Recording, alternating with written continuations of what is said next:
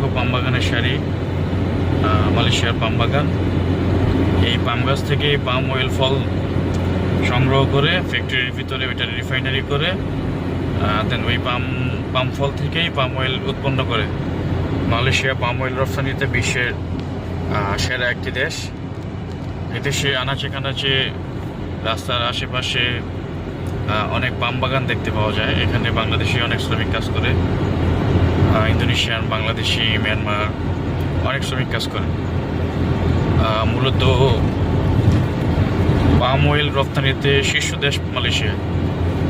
এই কারণেই তারা যেখানেই জায়গা আছে, যেখানেই পারে সেখানেই পাম ফল উৎপন্ন করার চেষ্টা করে। অসংখ্য পাম বাগান, আপনি কুয়ালালামপুর থেকে যেখানেই যান, যেদিকেই যান, রাস্তার দুপাশে এমন সারি সারি পাম বাগানের